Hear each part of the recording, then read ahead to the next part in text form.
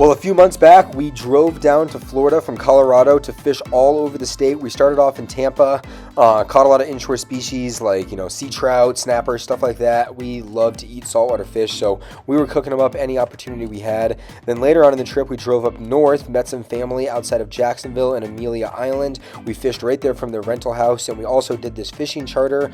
We were catching all different types of species, a lot of bottom fish like snapper, grouper, stuff like that. But then the main species we were trolling for were these kingfish, and man, they were huge, good fighting, just good looking fish overall, and man, they were just fun to catch. Never caught anything like that before, and we were all getting on them. I would say by the end of the day, we all probably caught 10 total fish that we threw on ice, and man, they were awesome. And the captain told us they were really good eating fish, so I knew I wanted to keep them. He brought them back to the docks, filleted them up for us. Just really clean, lean, white meat fish. Saltwater fish for us is a prize living in an inland state. So I knew I had to get this back to Colorado, so I took it right back to the rental house, cleaned it up, got the bloodline out, kind of got any bones that the captain missed out, and then we bagged them up real nice to make sure they would freeze properly and we would be able to take them back to Colorado. So of course we ate some that night as well, but we brought back all those fillets and they all made it just fine. I used a hard-sided Yeti cooler and I froze a lot of water bottles in the day before that we left. So apparently using regular bagged ice is not the way to go about it, because the ice will melt inevitably, and then the water in there will thaw your fish faster than frozen water bottles. And we were on the road for about 4 days coming back, and no problems at all. When we opened up the cooler in Denver, some of the thinner parts of the end of the fillet were a little bit soft, but the water bottles were still fully frozen. So I duct taped my Yeti and didn't open it once. I had never done this before. I did a little bit of Googling and I found that dry ice would be a good substitute. Couldn't find that, but we made it back to Colorado and I made an awesome fish dip. So the first thing with fish dip is making a brine for your smoker. I use garlic, ginger, equal parts soy sauce. You're gonna find with a lot of this recipe I'm showing you, I didn't even follow fine details. I just kind of winged it. Put some brown sugar in, maybe about a cup.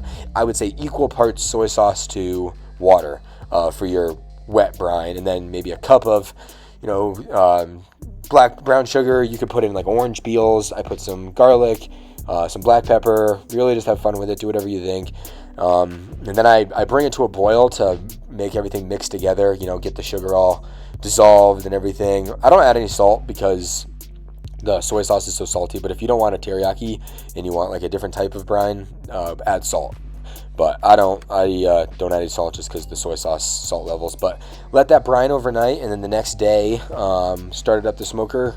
Whatever smoker you use, an electric smoker is probably the way to go because you can control a much lower temperature. You don't want to smoke this very hot, maybe around 175 to 200.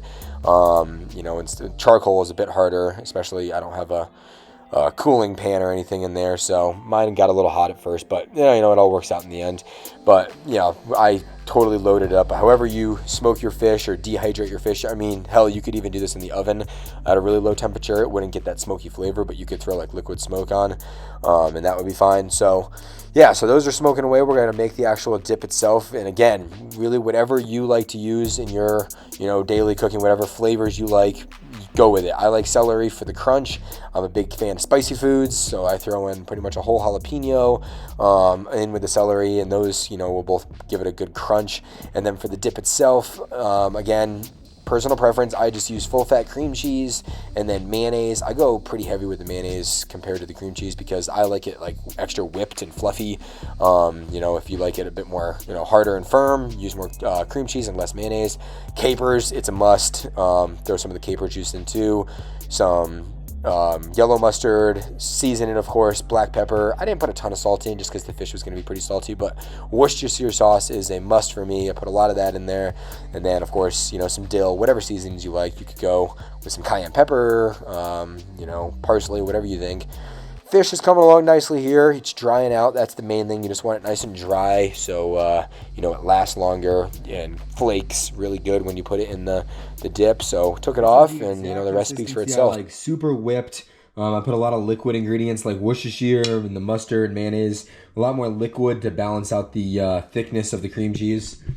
This was a super fun project to do overall. We got like 5 bags of this dip, and it tasted great. It was really good. I gave some to my parents; they liked it, and we've been just snacking on it since. We bring it up to the mountain with us when we go fishing up there. You know, it's just fun to snack on and think back to when we caught those big old kingfish down in Florida. But I would highly recommend doing this. If you do take a charter somewhere, don't give up knowing that you have to travel with fish or whatnot. I know they even sell like airline bags where you can freeze your fish and then put it in a certain type of bag that is, you know, TSA approved, and you can bring it on the plane with you.